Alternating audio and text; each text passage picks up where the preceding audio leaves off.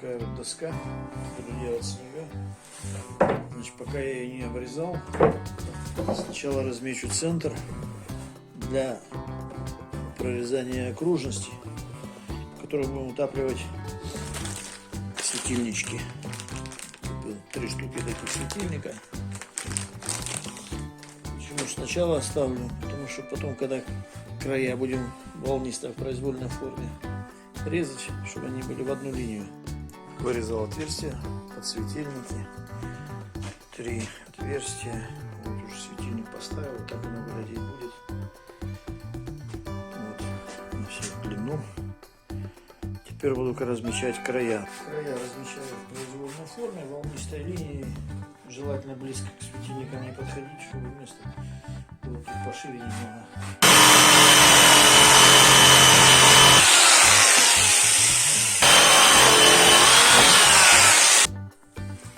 Вырезал вторую часть. В общем, это сверху будет. Здесь цепочки. И будут крепиться одна к другой. Это к потолку. Вот такие здесь со светильниками. Теперь обжигаем. И потом обрабатываем. Здесь края такие острые.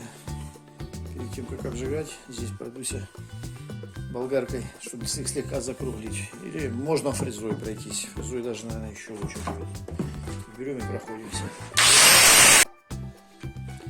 Прошелся болгаркой. Вот она, нижняя часть, на которой будет крепиться светильники. Такая получилась. Все волокна надо теперь пройтись.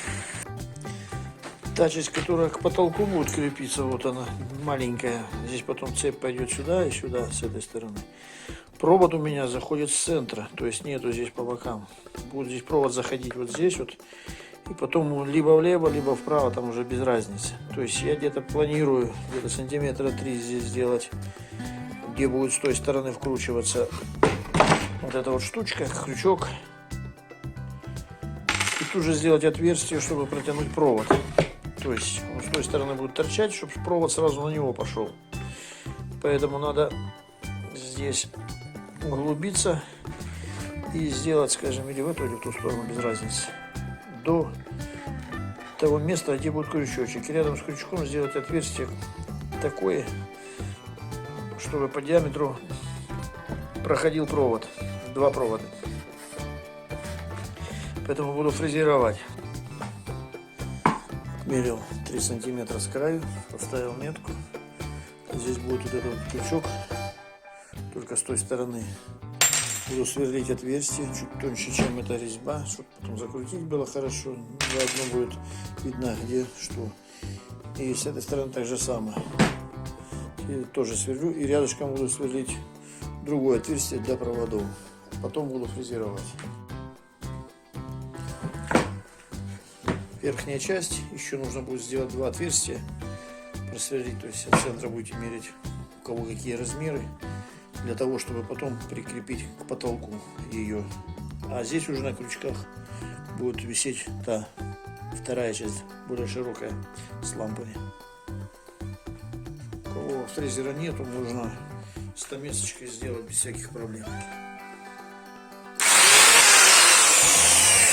Чистим вдоль волокон. Вот такое получилось. Выбирал, сильно не прожигал, сильно черное не хочется, поэтому еще чуть-чуть наждачкой пройдусь. Так получилось, лаком скрыл, блестит. Посадил резиночку, чтобы не поцарапать. Так, значит, лампы уже залудил. К пайке я не буду ставить цоколи по простой причине, потому что чтобы они не торчали высоко над деревом, то есть чтобы они не торчали. Чем ниже будет, тем со стороны меньше виднее будет, поэтому буду подпаивать. Кто хочет, ставьте цоколь, патроны цоколь. Верхняя часть от люстры, вот. Это к потолку крепим. Здесь крючочек, здесь крючочек, и вот провод выходит. это второй, то есть рядышком, который в цепи будет. Здесь канал, который фрезеровали. И вот здесь посередине будет подключаться уже к проводам на потолке. Первую часть поставил, вот провод уже висит. Теперь буду вторую часть подгонять и будем вешать. В общем, подсоединение я подпаял. Сам процесс пайки не снимал, ничего обычного нету там, необычного ничего там нету. Цепь закрепляю таким образом, чтобы краешек был здесь. Когда поднимется вверх, то есть можно будет играть. Здесь она не упирается ни во что. Так с двух сторон. С второй стороны я ставлю немного чуть вовнутрь запас, если нужно будет подрегулировать. То есть на последнюю буду цеплять. Потом можно регулировать. Вот, повесил, уже висит.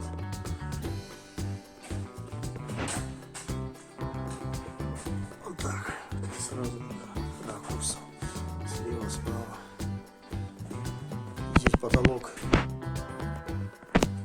невысокий, поэтому цепь здесь тоже немного коротковатая.